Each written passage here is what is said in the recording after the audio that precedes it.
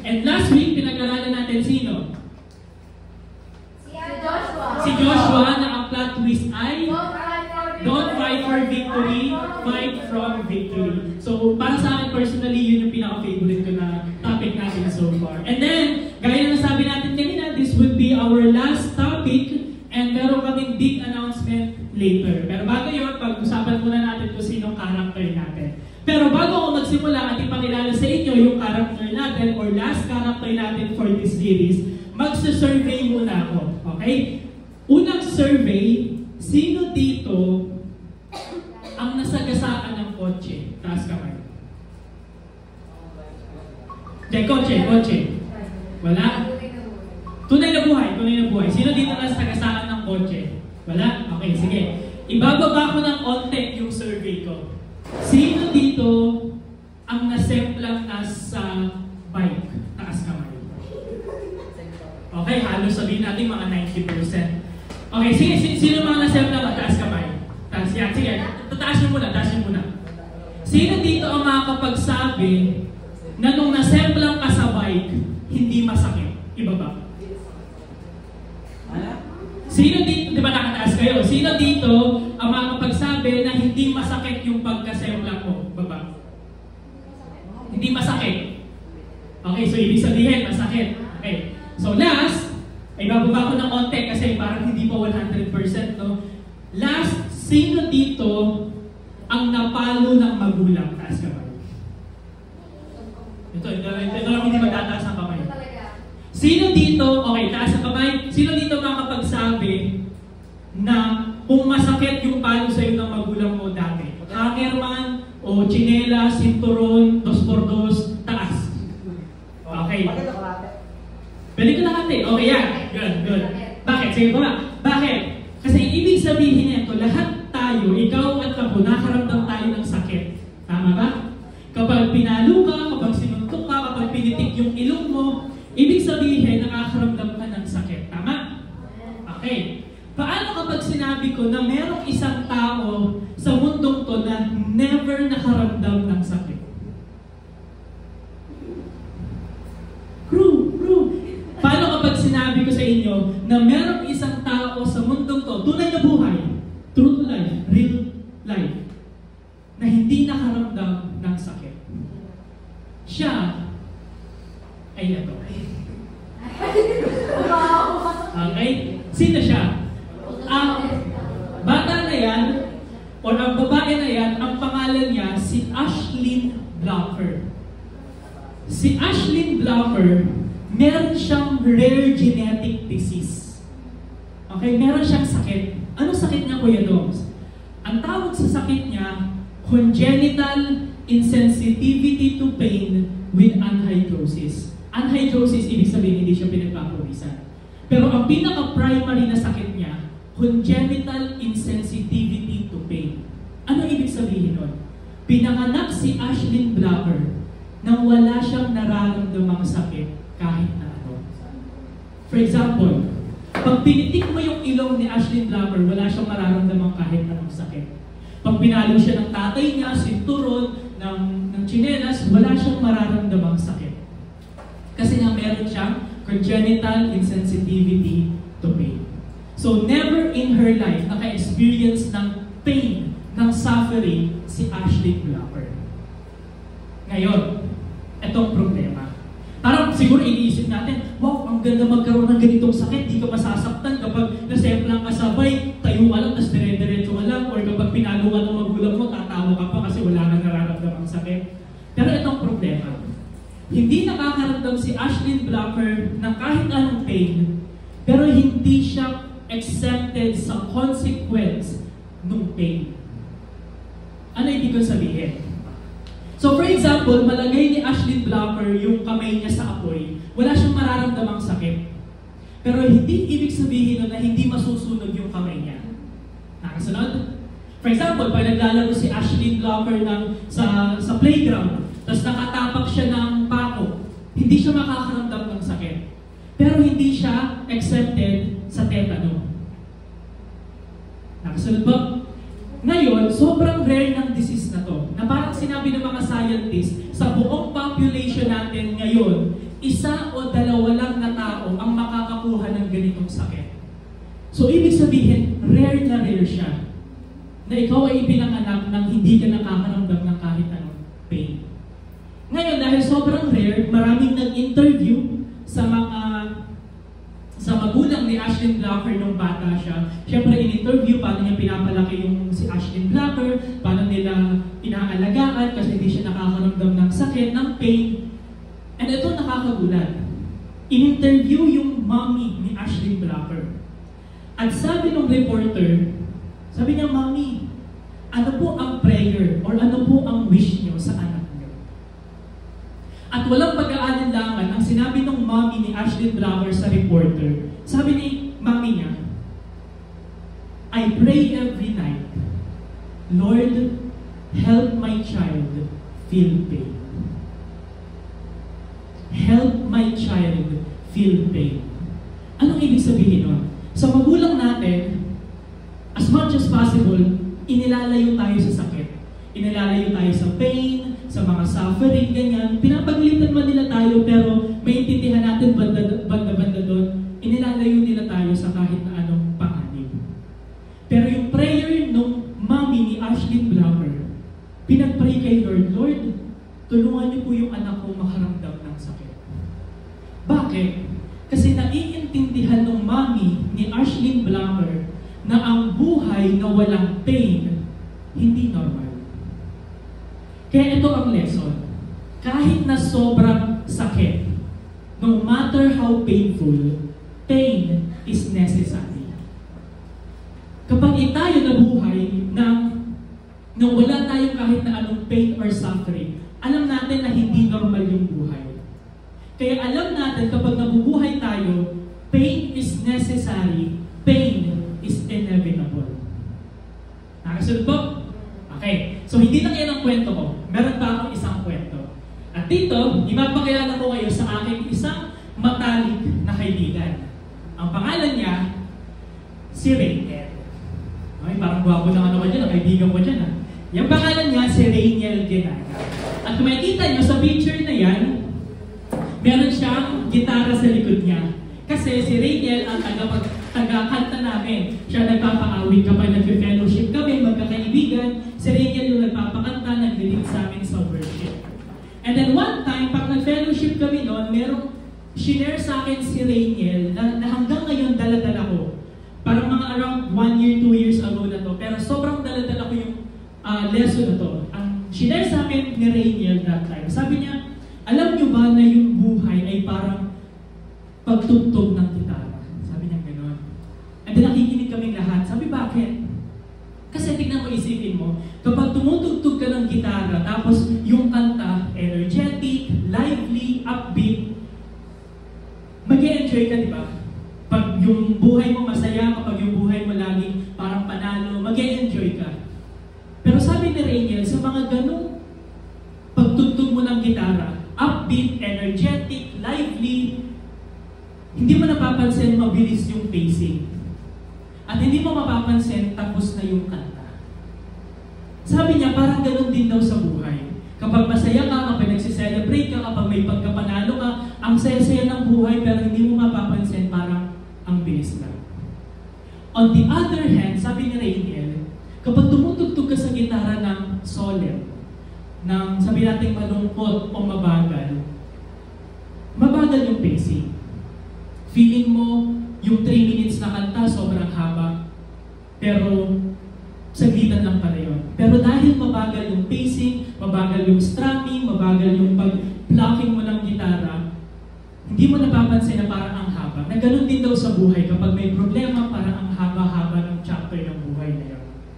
Pero ang twist, ang sabi ni Rainiel, sa mga ganung pagkakataon na ikaw ay tumutugtog ng solemn, mabagal yung pacing o malungkot, doon mo na-appreciate yung kanta. On the other hand, sabi niya, mabagal man yung pacing natin kapag may problema. Hindi natin napapansin, meron tayo na-appreciate, may na-appreciate tayo sa buhay doon sa mabagal na pacing ng takbo ng buhay natin. And sobra ako na-inspire doon sa ganung wisdom, sa ganung shinare ni Rainiel sa amin. Kasi bihira lang siya mag-share.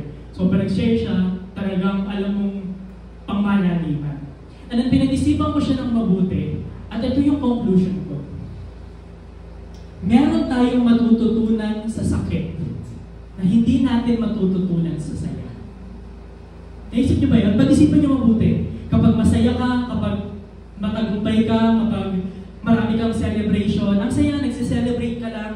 Pero kapag dumaan ka dun sa sakit, kapag dumaan ka dun sa pain, dumaan ka dun sa suffering, ang dami mong matututunan. Kapag mabagal yung pacing, kapag solemn yung kanta, parang sinabi ni Kuya Rainiel, na mas na-appreciate natin yung kanta kapag mabagal. Mas na-appreciate natin yung lyrics ng kanta. At ganoon din sa buhay, meron tayong matututunan sa sakit na hindi natin matututunan sa saya. Kapag nasa pain tayo, nasa suffering tayo, nasa low moments tayo ng buhay natin, ang dami natin matututunan. Compare kapag masaya tayo.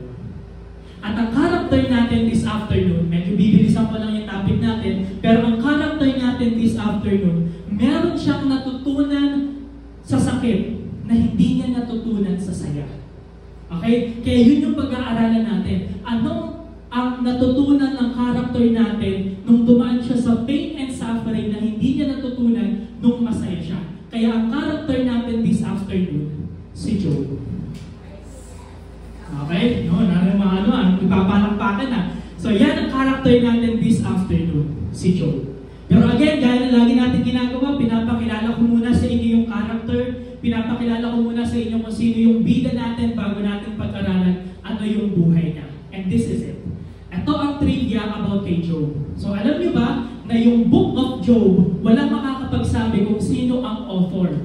Pero marami ang nagsasuggest si Moses. Bakit? Kasi sinasabi nila yung timeline na natagpuan nila yung Book of Job is kasabay ng timeline na natagpuan nila yung Genesis, Exodus, Leviticus, Numbers, Deuteronomy. So yung timeline ng pag-discover nila nung first 5 books of the Bible tsaka nung Book of Job, halos sabay. Kaya marami nagsasabi na baka, probably, si Moses ang author ng Job. Pangalawa, si Job ay totoong tao. Bakit? Kasi maraming mga critic ng Bible na nagsasabi sa sobrang lala, sa sobrang lalim, sa sobrang bighati talaga na pinagdaanan ni Job, walang sinong tao ang makakasurvive. So sinabi nila, hindi daw totoong tao si Job. Pero makikita nyo dyan sa verse na yan, binigay yung profile ni Job bilang tao. Okay? So ibig sabihin, totoong tao si Job. Hindi to basta kwento-kwento lang. And then lastly, ito ang favorite ko, na alam niyo ba ang ibig sabihin ng pangalan ni Job ay He Who Weeps. Ibig sabihin, siya na umiiyak. Okay? Tandaan niyo yan. Dalhin niyo sa isipan niyo throughout our topic yung pangalan ni Job. He Who Weeps. Okay? Yan. So yan ang trivia natin about kay Job. And then, ang overview ng Book of Job, bakit? Kasi medyo mahaba to. So hindi natin masyadong iisa-isa, hindi natin masyadong pagdadaanan ng specifically yung kwento ni Job. Sa Job chapter 1 and chapter 2, dito nyo makikita kung paano naghirap si Job. Dito nyo nakita yung paano kinausap ni Satan, si God, inalaw ni God na i-test ni Satan, si Job. Dito nyo makikita na nawala yung ari-arian niya, namatay yung mga anak niya. And then sa Job chapter 3 to 37, dito nyo makikita, nag-doubt din si Job. Marami rin siyang mga questions. Dito, yung sa Job chapter 3 to 37, ito yung kung saan pumunta yung mga kaibigan ni Job sa kanya, and then marami silang sinabi, hindi sila nakatulong kay Job, and then dito nagkaroon, naka-form ng doubt at question si Job about sa sitwasyon niya. And then lastly, sa Job chapter 38 to 42, dito na sumagot si Lord. Dito na nag-reveal si Lord kay Job, at dito na nag-persevere si Job sa kwento niya. Nakasunod? Okay, yan. So, yan ang overview. Again, hindi natin titignan more specifically yung kwento ni Job. Titignan natin yung lesson na natutunan ni Job throughout pain and suffering. Okay ba yun? Ngayon, marami nagsasabi kapag ginagamit nila yung kwento ni Job, ito ay about perseverance. Na parang kailangan natin mag-persevere sa faith, kailangan natin tatagan yung ating pananampalataya, at ginagamit nila yung kwento ni Job about sa pain, suffering, and perseverance. Pero para sa akin, medyo hindi accurate, medyo hindi tama na lahat ng perseverance ni Job, i-credit lang natin sa kanya. Ulitin ko, medyo hindi accurate at medyo hindi tama na kapag pinag-usapan natin yung perseverance ni Job, kinikredit natin lahat sa kanya. Bakit? Kasi kapag pinag-aralan natin yung buhay ni Job, maintindihan natin that Job did not persevere by himself alone. He knew God during his suffering.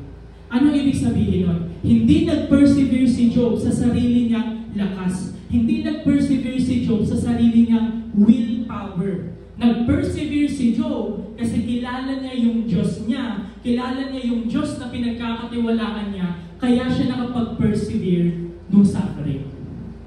Nakasunod po? So yun ang pag-aaralan natin. Ano ang pagkakakilala ni Job kay Lord, kaya siya nakapag-persevere? Okay? Kaya this afternoon, ang pag-uusapan natin is to know God in times of suffering. Tignan natin ano yung plot twist ni Job. Ano yung pagkakakilala niya sa Diyos, kaya nakapag-persevere siya in times of suffering. Okay? Good. So bago tayo mag-start, pray muna tayo. Ask tayo ng guidance kay Lord. So let's pray. Okay.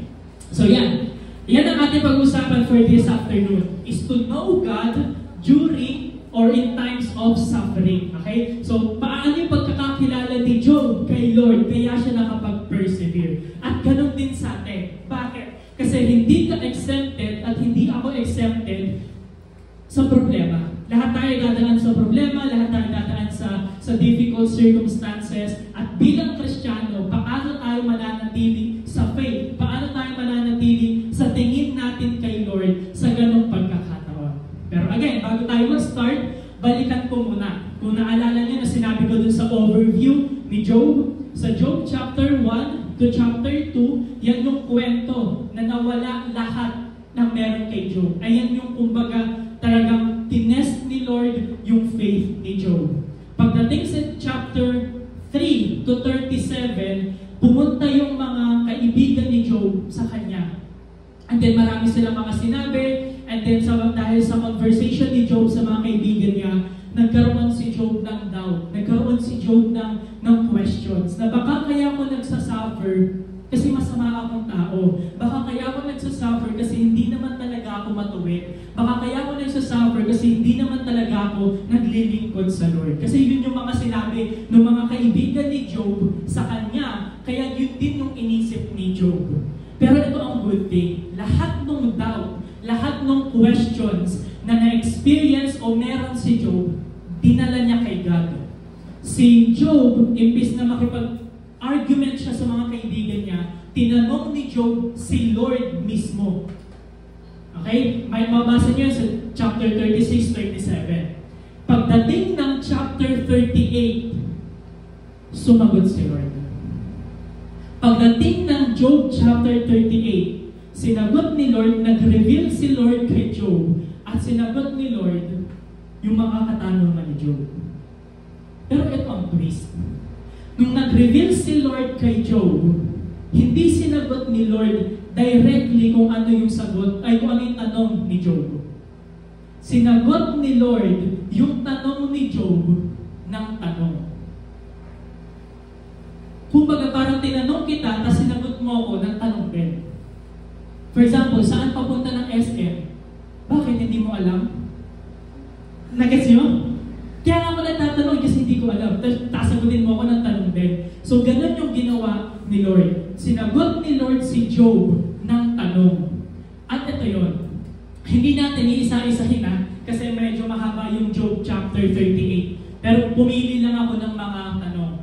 Dito sa Job chapter 38 verse 1 to 2, sabi dito, then the Lord answered Job out of the whirlwind and said, who is this that darkens counsel by words without knowledge? So yan yung unang question ni Lord kay Job.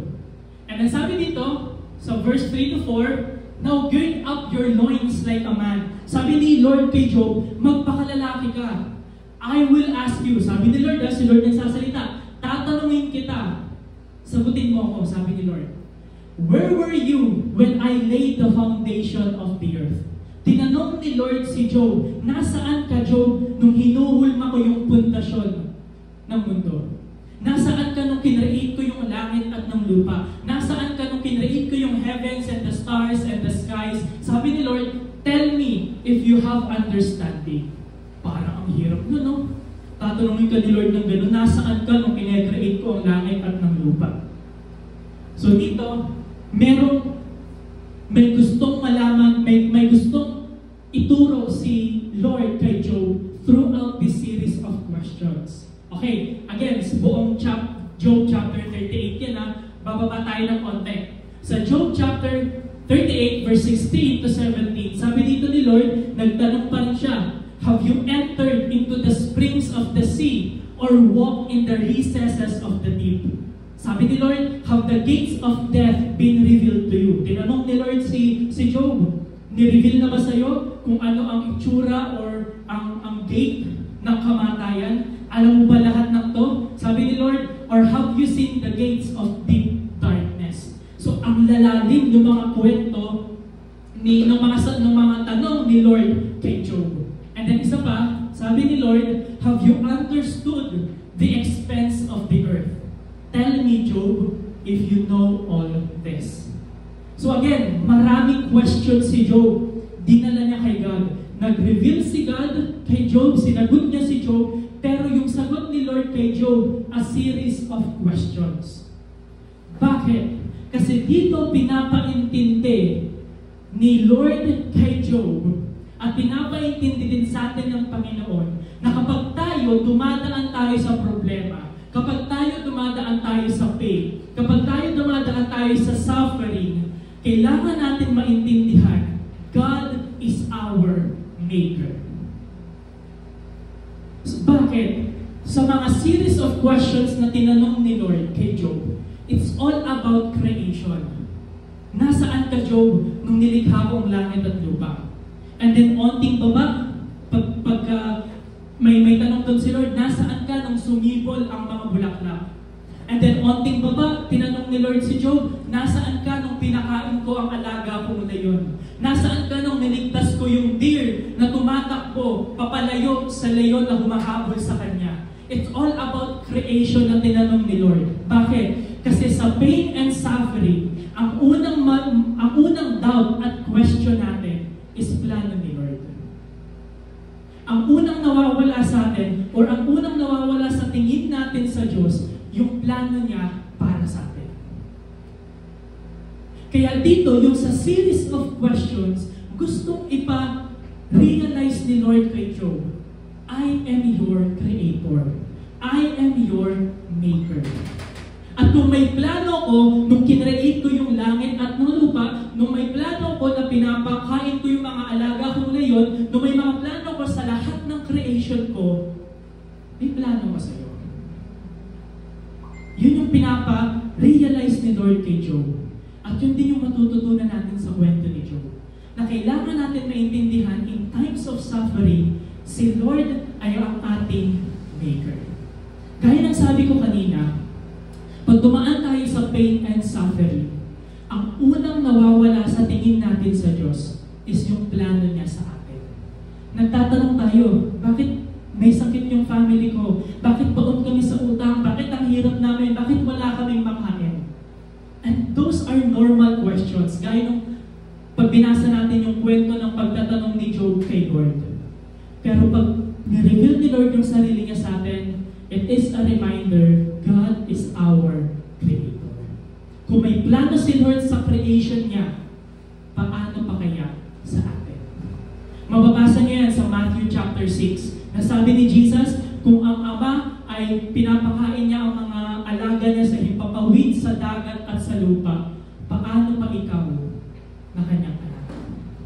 Sa English, sabi doon na parang, kung inaalagaan ni Lord lahat ng creation niya, how much more you, His children?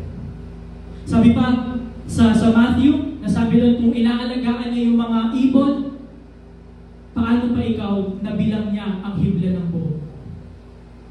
So anong ibig sabihin dito? God is our maker. At pagdating sa suffering, kahit mahirap, kailangan natin maintindihan, may plano ang Diyos. Sabi dito sa Jeremiah 1 verse 5, "Before I formed you in the womb, I knew you." Kailangan ma-remind sa atin bilang Kristiyano, kapag dumadaan tayo sa pagsubok, may plano si Lord. Ang sabi dito, kilala tayo ni Lord even before He formed us in the womb.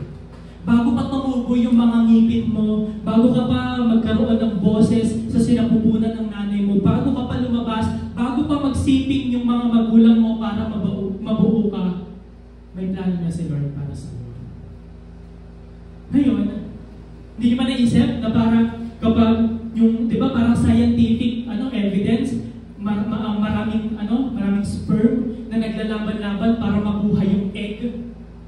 Doon pa lang panalo ka na, doon pa lang ginabayan ka na ni Lord para ikaw yung makaabot dun sa egg. And then, ibig sabihin, may plano si Lord sa iyo. E paano kapag Kuya Doms, twin? E di tayo, parehas kayong panalo. Paano kapag triplets? E di, triple win, triple tie. Paano Kuya Doms kapag may plano ba si Lord? Kasi pinanganak ako ng kulang ako ng kamay, ng paa, hindi maganda yung form ko. Anong ibig sabihin na may plano ba sa akin si Lord? Meron. Ibig sabihin lang, yung nung lumabas ka, or nung bago ka lumabas, matindi ang labanan. Pero no matter what, before I formed you, sabi ni Lord, I knew you. So may plano si Lord sa'yo. May plano si Lord sa atin, kahit sobrang hirap, kailangan natin maintindihan, in times of suffering, God is our maker. Sunod, sabi pa dito, Isaiah 46:10, declaring the end from the beginning, from ancient times, things which have not been done, saying, si Lord ang nagsasalita dito, saying, my purpose will be established, and I will accomplish all my good pleasure. Again, may plano si Lord nung nag-create siya, may plano si Lord nung finorm ka niya sa womb ng nanay mo. And kapag dumaan tayo sa pain, hindi ibig sabihin nun, walang plano si Lord. Ayun kasi yung problema sa atin. Naniniwala tayo, plano ni Lord, puro positive lang eh. Naniniwala tayo, puro plano ni Lord, dapat manalo tayo palagi. And kapag dumaan tayo ng pain and suffering, nagdadaw tayo sa plano ni Lord. Kasi Lord, plano mo ba to sa akin? Pero hindi, wait lang. Chillax ka lang. Watch and learn. My purpose will be established. Hindi porket dumaan ka sa pain, hindi ibig sabihin na walang plano si Lord. Kasama yan. Planado lahat. Yan. Mahirap man, patuloy tayo because in times of suffering, God is our maker. At rin kasi minsan problema sa atin. Tingin natin kapag nagtiwala tayo sa Diyos, kailangan natin maintindihan lahat. Mali. Pag nagtiwala tayo sa Diyos, kailangan lang natin maintindihan sino siya. Kasunod, to trust God, it doesn't mean na we need to know everything. We only need to know who He is. Kasi tayo, ang tingin natin, magtitiwala ako sa iyo, Lord, ito gusto kong mangyari, ito yung mangyayari sa buhay ko, kailangan na ayon sa lahat ng gusto ko. Mali. Pag nagtiwala tayo kay Lord, Lord, hindi ko alam kung ano mangyayari, but I know who you are. Nakasunod po, kaya in times of suffering, ano ulit? God is our maker. Okay? Yun yung isa sa matutunan natin. At kaya nag-persevere si Job, hindi dahil sa sarili niyang lakas. Nag-persevere si Job kasi kilala niya na si Lord is our Creator. Okay? Ngayon, next tayo. Yung Job chapter 38, bigyan ko muna kayo ng konting context. Yung Job chapter 38, ito yung medyo patapos na. Yung pagsasuffer, yung trials, yung difficulties na na-experience ni Job. Medyo talon tayo pabalik. Okay? Punta tayo sa Job chapter 19. Sa Job chapter 19, ito yung kalagitnaan ng paghihirap ni Job. Ito yung kalagitnaan na nagsasuffer si Job. Tingnan niyo 18:25 to 26, "As for me, I know that my Redeemer lives, and at the last He will take His stand on the earth." Verse 26 sabi, "Even after my skin is destroyed, yet from my flesh I shall see God." Pero ang pinaka-highlight dito, during dun sa suffering ni Job, sabi ni Job, "As for me, I know that my Redeemer lives." Ano yung pangalawang matututunan natin kung sino si Lord during our suffering, kung sino si Lord during our pain, kung sino si Lord during our difficulties, our hardships? God is our Redeemer. Una, naintindihan natin, God is our Maker. May plano si Lord, may purpose si Lord para sa atin. Pangalawa, God is our Redeemer. Anong ibig sabihin nun? Ibig sabihin, tinutubos ka ni Lord kapag dumadaan ka sa suffering. Hindi ba kayo nako-comfort doon? Hindi ba kayo kinikilig doon kapag iniisip nyo na dumadaan kayo sa pain and suffering, tinutubos kayo ni Lord. Binibili kayo ni Lord. Ano ibig sabihin nun? Isa sa mga pinakamagandang plano ng Diyos sa atin kapag dumaan tayo sa mga suffering and pain, dumadaan tayo doon para mapawalang sala tayo, hindi lang dahil sa pain, pero dahil sa kasalanan. Tinutubos tayo ng Lord hindi sa suffering, tinutubos tayo ng Lord kundi sa sin. Tinutubos tayo ni Lord para makonform tayo sa imahe ng kanyang anak, si Jesus Christ. Tinutubos tayo ni Lord para ikaw ay maging kanya. Ulitin ko, tinutubos ka ni Lord para ikaw ay maging kanya. Bakit? Ibig sabihin kasi ng Redeemer, for example, si Johans, alipin. Okay? Sa times nila dati, alipin. Ano ba si Johans alipin? Tapos binibenta si Johans. So meron si Johans, meron siyang ano dito, ang tawag na? Meron siyang chains, meron siyang chains sa leeg, sa kamay, sa paa, and then naka-display si Johans dyan. Okay? So pagpipilian si Johans na bilhin ng mga mayayaman. At ang ibig sabihin ng redeemed is tutubusin ko si Johans para si Johans maging akin. Nakasunod. Ngayon, ang ibig sabihin that God is our Redeemer. God redeemed us. God paid for our debt para maging ikaw ay maging sa Kanya. Nakasunod. Bakit? Kasi napakadaming reason kung bakit tayo dumadaan sa suffering. Isa to sa gusto kong i-highlight. Kasi baka iba sa inyo, iniisip nyo, ay kaya ako nagsasuffer, kaya ako merong pain, kasi mahirap kami. Kaya meron akong pain kasi hindi maayos o hindi mababait yung mga magulang ko. It's one of the reasons, pero maraming reasons kung bakit tayo nagsasuffer, kung bakit tayo dumadaan sa pain. Bibigyan ko lang kayo ng ilan. Dito makikita natin, isa sa mga reason kung bakit tayo nagsasuffer, kasi hindi tayo sumusunod sa Diyos. Or kapag nagkasala tayo. Kapag nagkasala tayo, meron niyang kalakip na consequence. Kaya tayo nagsasuffer. Intindihan? For example, meron akong kilalang pastor. Siya ay naninigarilyo for 40 years. Siya ay naninigarilyo for 40 years. And then after niya makakilala kay Lord, nagpastor siya, naglingkod siya, then natagpuan meron siyang lung cancer. And then, alam niya, nung mamamatay na siya, sabi, I know that this is a consequence of my sin before. So, merong consequence. Pero sabi niya, God or Jesus reigns in my heart. Wala akong takot mamatay. Ano ibig sabihin nun? Sa buhay natin, kung bakit tayo nagsasuffer, kasi nagdi-disobey tayo, kasi meron tayong ginawang kasalanan. Or, pangalawa, it's a way of God's discipline. Okay? Na meron tinuturo si Lord, na tinutuwid tayo ni Lord, siguro hindi tama yung paglakad natin, kaya dinidisiplina tayo. And then pangatlo, pwedeng protection from sin. May mga suffering tayo para ilayo tayo sa kasalanan at hindi tayo mapunta sa mundo. At pang-apat, bakit tayo nagsasuffer? Para mag-persevere tayo, para ma-conform tayo sa image ni Jesus Christ. To persevere like Christ. Ano pa?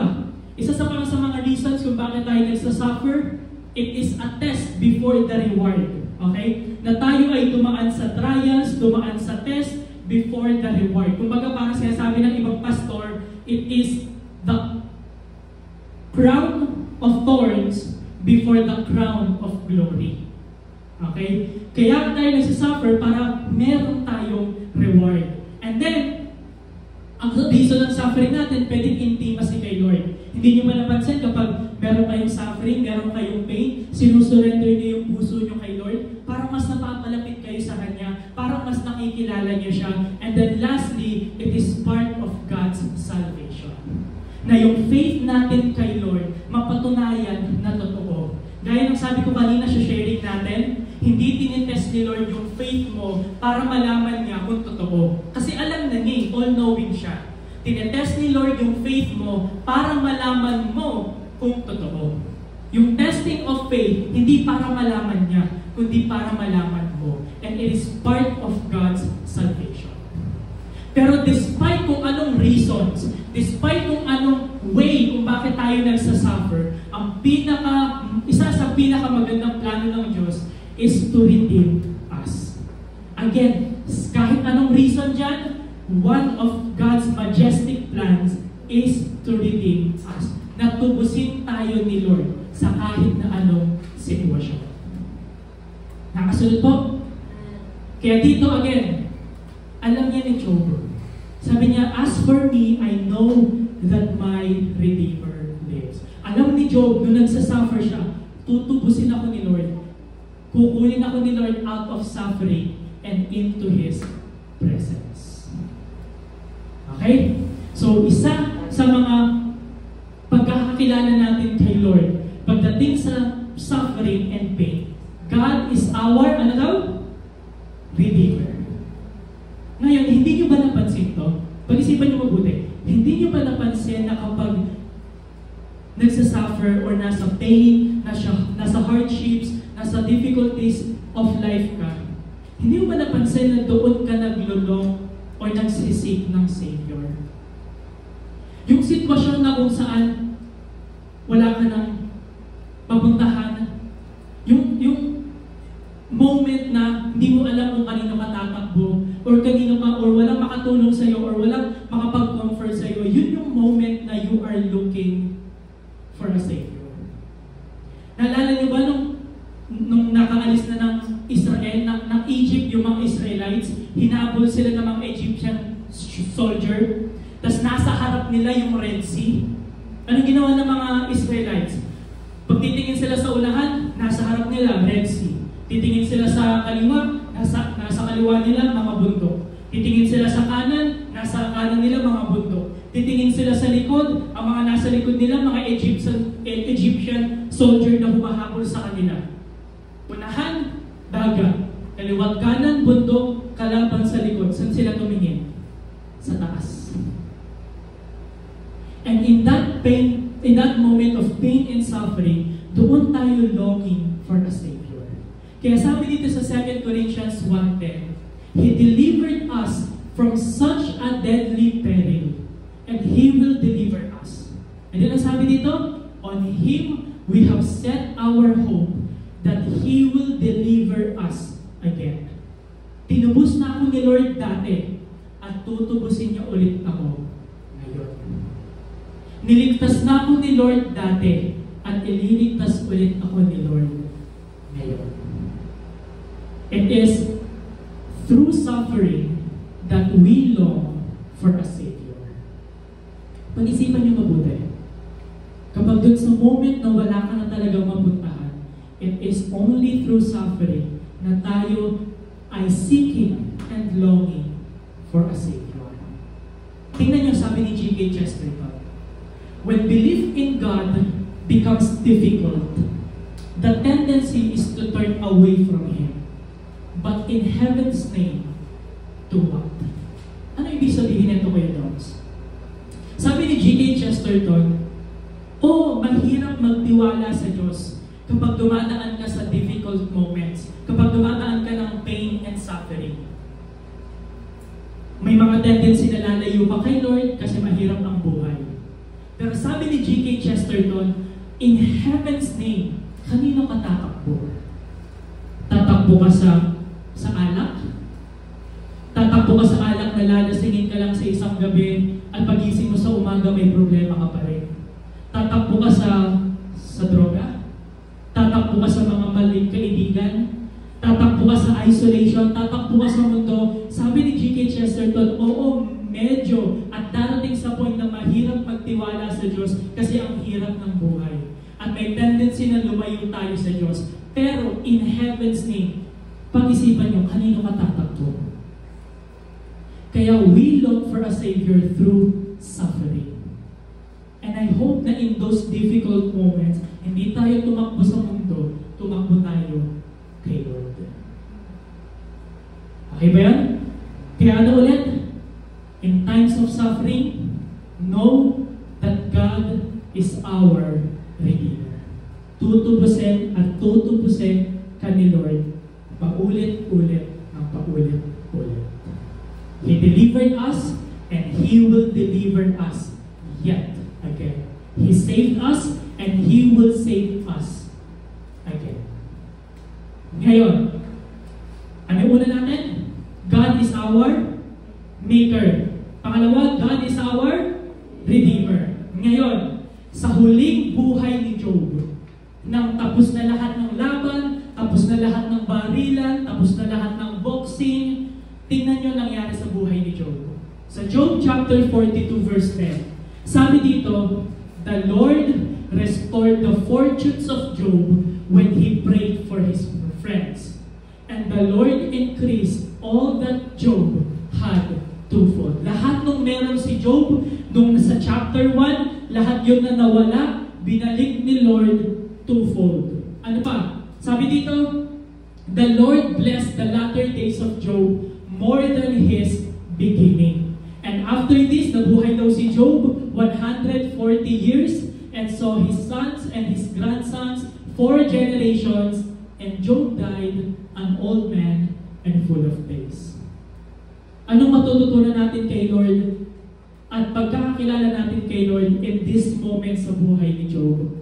It is that God is our restorer. Ngayon, bago ako magpatuloy kung ano ibig sabihin ng God is our restorer, kailangan natin maintindihan or i-lay out ko lang sa inyo. Meron tayong pinagdadaanan na suffering. Anong pinag-usapan natin?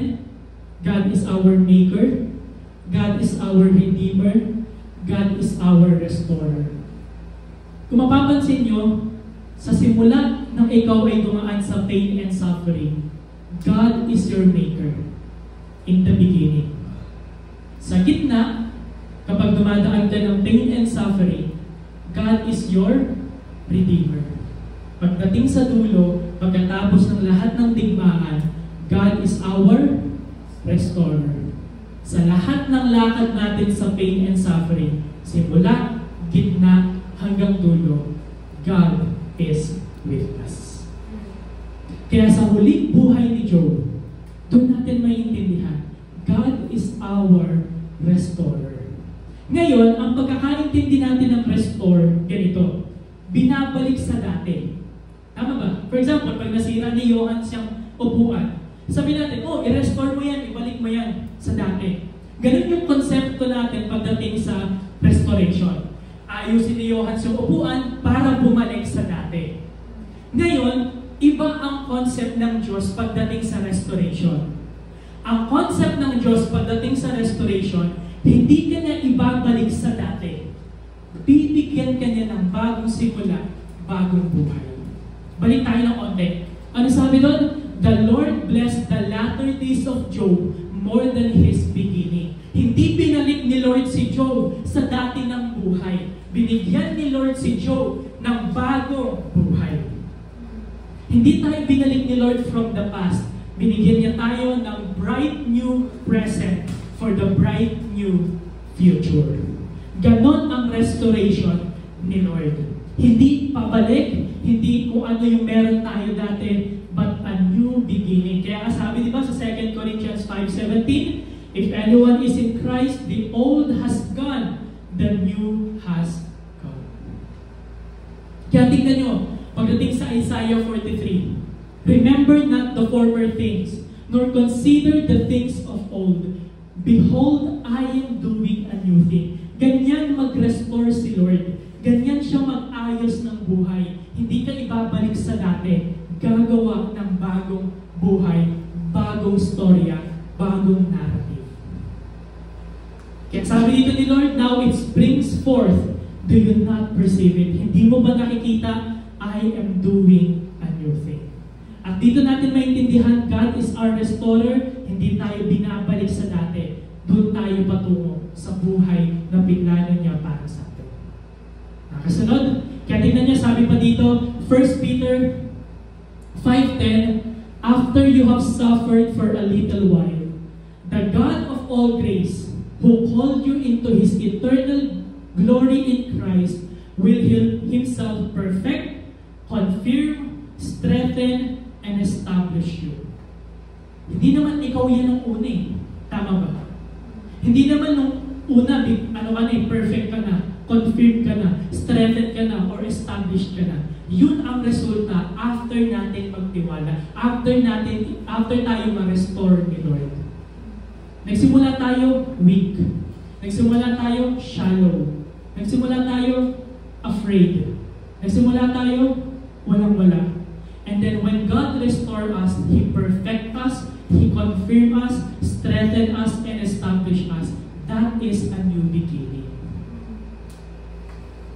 Ngayon, ayun ba yung longing natin? Ayun ba yung desire natin? Na kapag dumadaan tayo sa pain and suffering, Lord, help me, perfect me, Lord, confirm me, Lord, strengthen me, Lord, establish me, Lord. Kasi baka yung iba sa prayer natin, kapag dumadaan tayo ng pain and suffering, ang tagal naman nito, di pa ba ito tapos? Lord, tanggalin mo na ako sa ganitong problema, i-fast forward mo na yung buhay ko, ganyan. Pero dito, we need to understand, after we have suffered, we desire to be perfect, to be confirmed, to strengthen, and to establish us. Basahin niyo yung unang sentence. After you have suffered for a little while, saglitan lang daw yung pain. Saglitan lang daw yung suffering. Akala natin sobrang haba, pero gaya yung sinabi ng kaibigan ko si Rainiel, akala natin yung 3 minutes mahaba kasi mabagal, pero 3 minutes lang yun after you have suffered for a little while. God is our restorer. Ano ulit ang maintindihan natin sa kwento ni Job? Anong maintindihan natin? Paano nakapag-persevere si Job? Hindi dahil sa sarili niyang lakas. Nakapag-persevere si Job kasi kilala niya yung Diyos niya. Kilala niya yung pinagkatiwalaan ng Diyos, kaya siya nakapag-persevere. At sa kwento ni Job, God is our Maker, God is our Redeemer, God is our Restorer. Gaya ng sabi ko, from beginning, sa gitna, sa dulo, it's all about our trust in Him. It's all about kung paano natin siya kilalanin. May plano si Lord, God is our Maker. God is our Redeemer, tinutubos tayo ni Lord. God is our Restorer, there's a new beginning after the pain. Kung parang sabi sa kanta, there's a rainbow after the rain. So dito natin maintindihan, in times of suffering, know that God is our Maker, Redeemer, and Restorer. Ngayon, dito na ako magtatapos. Sa tingin natin, bilang Kristiyano, si Job yung may pinaka-masalimuot, may pinaka-pangit na pinagdaanan, may pinaka-painful na pinagdaanan. Pero meron pang isa. And that is Jesus Christ. Kung mapapansin nyo sa John chapter 11, pumunta si Jesus sa kaibigan niya. Sa bahay nila Martha at ni Mary. At binalita ni Martha at ni Mary, sinabi nila kay Jesus, yung best friend mo, yung close friend mo si Lazarus, patay na. And then, nagpahatid si Jesus sa libingan ni Lazarus. Nung nandun na si Jesus sa libingan ni Lazarus, ang unang ginawa ni Jesus, umiyak. Jesus wept. Siya ay nasa libingan ni Lazarus. Ngayon isipin nyo, etong Diyos na to na nagkatawang tao, umiyak sa harapan ng ng libingan. Etong Diyos na to na nagkatawang tao, kaya naman niyang buhayin si Lazarus which is alam natin ginawa niya. Pero the moment na pumunta siya dun sa libingan, ano man ang ginawa ni Jesus? Umiyak. Bakit siya umiyak? Bigyan ko lang kayo ng 3 reason, pero madami. Umiyak si Jesus kasi close friend niya si Lazarus. Isa yon. Pangalawa, umiyak si Jesus kasi alam niya na tayong lahat mamamatay. At yung iba sa atin, hindi natin ma-realize or hindi natin mag-up or mag-grasp, ma-comprehend yung reality na lahat tayo mamamatay because the wages of sin is death. And then pangatlo, umiyak si Jesus because He knows with His all-knowing omniscience, alam ni Jesus na kahit mamamatay tayong lahat, marami pa rin na hindi tatanggap sa Kanya, magtitiwala sa Kanya. Ano ang lesson nito? Ang lesson nito, hindi si Job ang nakaramdam ng pinaka-masalimuot na experience dito sa lupa. It is Jesus. Umiyak si Jesus dahil sa ating kasalanan at sa reality ng kasalanan at sa reality ng kamatayan. Pero hindi doon nagtapos. Jesus wept and Jesus saved us. Hindi lang basta siya umiyak. Nagpapango siya sa krus para maligtas tayo. Kasi si Jesus, naiintindihan niya, hindi suffering ang problema natin. Ang problema natin, sin. Ang pinaka-ultimate na source ng suffering is sin. Ang pinaka-problema natin, hindi dahil masama tayong tao. Ang problema natin, patay tayo before the throne of God. Kaya nung umiyak si Jesus, naiintindihan niya the cost of the cross to save us. Pero hindi lang siya umiyak, nagpapako siya sa krus para iligtas ka at iligtas ito. Kaya sabi dito, Colossians 1 verse 13-14, for He rescued us from the domain of darkness and transferred us to the kingdom of His beloved Son. Ano daw meron sa atin? Dahil namatay si Jesus, in whom we have redemption, the forgiveness of sins. Ang kailangan natin, hindi yung mabuhay tayo nang walang problema. Ang kailangan natin, hindi yung mabuhay tayo nang wala tayong pagdadaan ng pain and suffering. Ang kailangan natin, mabuhay tayo na meron tayong Diyos at dikit tayo sa tagapagligtas.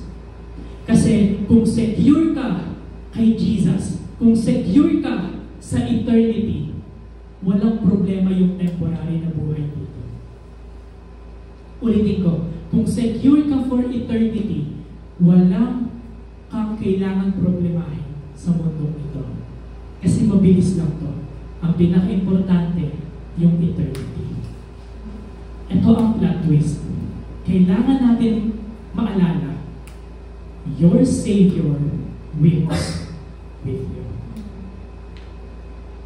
Hindi ibig sabihin na dahil namatay na si Jesus sa cross, hindi ibig sabihin dahil tapos na lahat para iligtas tayo, hindi ibig sabihin na iiwan tayo ni Lord, o bahala ka na sa buhay mo. Hindi. Gaya ng pag-iyak ni Jesus sa tomb ni Lazarus, umiiyak si Lord kasama natin. We have a Savior who weeps with us. Ano ibig sabihin nito? May mga gabi na umiiyak ka kasi hindi okay ang family mo. May mga gabi kasi na umiiyak ka kasi broken family ka. Umiiyak si Lord kasama mo. Umiiyak ka kasi binubuli ka sa classroom. Umiiyak ka kasi feeling mo na walang nakakakita ng halaga mo. Umiiyak si Lord kasama mo. Umiiyak si Lord kasi hindi matapos-tapos na utang. Umiiyak ikaw tuwing gabi na hindi matapos-tapos na problema, hindi masolusyon na sakit sa pamilya mo. Umiiyak si Lord kasama mo. And that is how comforting it is to know na ang tagapagligtas natin, hindi tayo pinabayaan, umiiyak siya kasama natin. Pero again, we need to remind ourselves, tapos na. It is finished. Naalala nyo yung anong ibig sabihin ng pangalan ni Job? He who weeps. And then naintindihan natin 1,000 years later, pagdating ni Jesus, He who weeps, our Savior, weeps with us. Umiiyak si Lord kapag umiiyak tayo. Kasama natin si Lord. And that is how comforting our Savior is. Kasama natin siya. He is our Maker, He is our Redeemer, He is our Restorer. Okay ba yan? This is how we know God